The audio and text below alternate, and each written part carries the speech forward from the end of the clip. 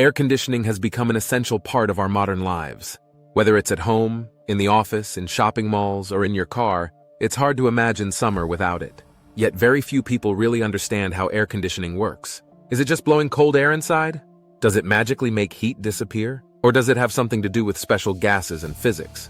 This video, or article, is your ultimate, easy-to-understand and practical guide to how air conditioning truly works. We'll dive deep into the science behind AC, how it actually cools the air, what goes on inside the unit, the different types you might encounter, and lots of real-life examples, so anyone can get it. No engineering degree required.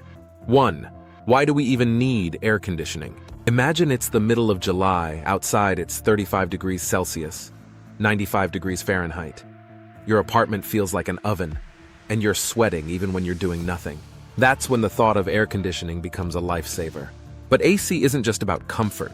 Sometimes it's a matter of health, safety, think hospitals or server rooms, and productivity. Today, AC units can do even more. They heat, clean the air, remove humidity, and some even work with your smart home. But the basic principle? That hasn't changed in over 100 years. 2. The basic principle. Where does cold air come from? Let's bust a common myth right away. Air conditioning does not create cold air out of nothing. Instead, it removes heat from your room and dumps it outside. It's almost like magic, but it's pure physics and surprisingly elegant. The cooling cycle. The heart of AC, the center of every air conditioner, is a closed loop of special fluid called refrigerant, like R410A, R32, or eco-friendly modern gases. This refrigerant moves through 4 main parts: compressor, condenser, outside heat exchanger, expansion valve, evaporator, inside heat exchanger. Let's break down what happens in each of these steps. 3. Step by step. What's happening inside the AC? A. Compressor. The heartbeat. The compressor, usually in the outdoor unit, compresses the refrigerant gas, which causes its temperature and pressure to skyrocket. Now the refrigerant is a hot, high-pressure gas. Example. Think about a bicycle pump. When you pump for a while, the pump gets hot. That's because you're compressing air. Same with the compressor. B. Condenser. Dumping heat outside, the hot, high-pressure refrigerant moves to the condenser, the radiator-like coil in the outdoor unit. Here, a fan blows outside air across the coils. The refrigerant gives up its heat to the outside air and condenses back into a liquid. Example. Imagine a bathroom mirror fogging up. The steam in the air condenses into water droplets as it hits the cold glass. Now, the heat that was inside your room is literally outside, blown away by the outdoor fan. C. Expansion valve. The secret cooling magic. The high-pressure liquid refrigerant flows through the expansion valve, which suddenly lowers its pressure. This sudden drop causes the refrigerant to expand and become very cold. It needs to steal heat from its surroundings to expand. Example. If you've ever sprayed canned air on your hand, like keyboard duster, you felt how cold the can gets as the gas expands. The evaporator. Cooling the room, the now cold refrigerant enters the evaporator coil inside the room. A fan pulls warm room air over these cold coils. The refrigerant absorbs heat from the room air and evaporates back into a gas. The air blown back into your room is much cooler. Example. Put a can of soda in the freezer for a while. It gets cold by pulling heat from the air inside the freezer. Key point. The AC doesn't bring in cold air from outside. It removes heat from the air already in your room.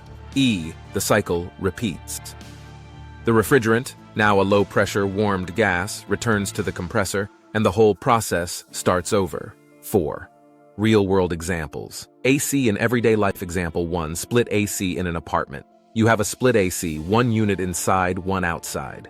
It's 28 degrees Celsius, 82 degrees Fahrenheit inside, 35 degrees Celsius, 95 degrees Fahrenheit outside. Turn on the AC. The indoor unit draws in warm room air, cools it over the evaporator, and blows it back into the room. The refrigerant carries the heat outside, where the outdoor unit releases it to the air.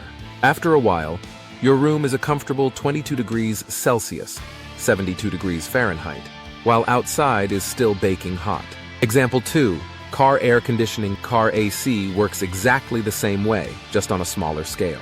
The compressor is powered by the engine, the condenser is up front by the grille, and the evaporator is behind the dashboard. Pro tip.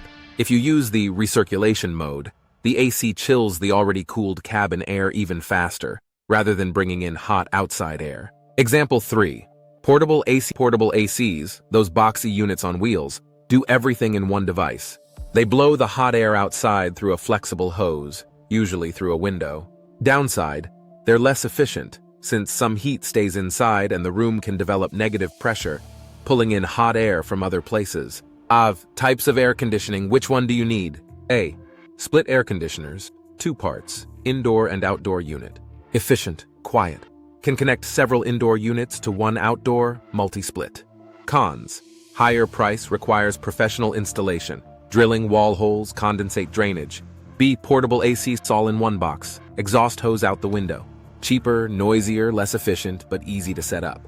Great for renters or occasional use. C. Window AC unit, sits in a window or wall, popular in the US. Easy install but often noisy. D. Central AC, for large buildings, hotels, malls, office towers. Ducts distribute cool air throughout. Highest efficiency and price, complex setup. 6. Modern features and technologies. Today's ACs do much more than just cool heating. Reversible mode, air-to-air heat pump, can efficiently heat your home in winter. Air filtration, removes dust, pollen, bacteria, viruses, and odors. Dehumidification, great for humid days or drying laundry. Smart controls, phone apps, voice assistants, smart home integration. Inverter technology, compressor varies speed for better efficiency and quieter operation. Eco-friendly refrigerants, lower environmental impact, no ozone-depleting CFCs. 7. The physics of cooling, why AC can't work. Miracle, an AC can't chill your room to 20 degrees Celsius, 68 degrees Fahrenheit, if it's 40 degrees Celsius, 104 degrees Fahrenheit, outside and the windows wide open. The bigger the temperature difference, the harder the unit works and the more energy it uses. If your room doesn't cool down, it's usually due to bad insulation, open windows, poor seals, or the AC being too small for the space. 8. How much energy does AC use?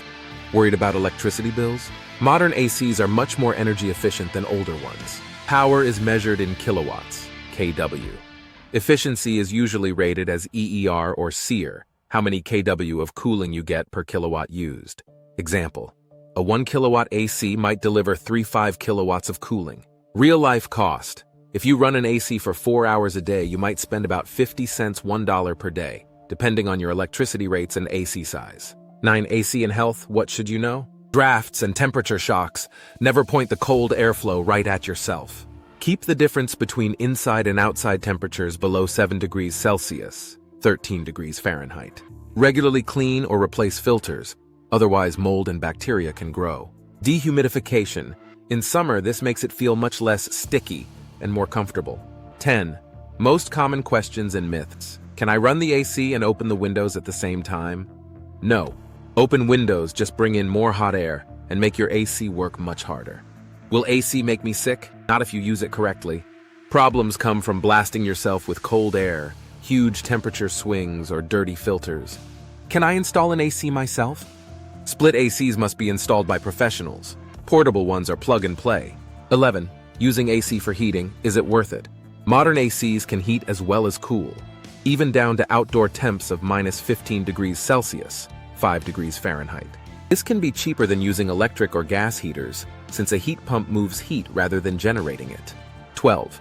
AC in extreme situations, real examples, airplanes to airplanes are fully climate controlled.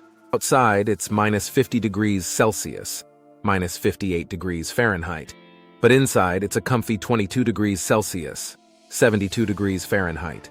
AC in planes does more than cool. It heats, cleans, and recirculates the air. Server rooms, here, AC runs 24/7. Servers and network equipment throw off huge amounts of heat. Without AC, the hardware would overheat and fail within minutes. 13.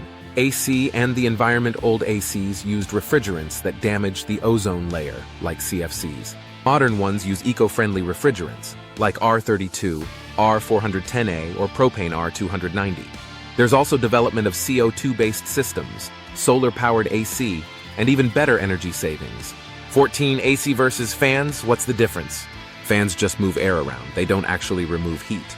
You might feel cooler as sweat evaporates, but the room temperature stays the same. AC physically removes heat from the room, actually lowering the temperature. 15. Pro tips for AC owners: choose inverter models for lower bills and quieter operation. Regularly clean or replace filters.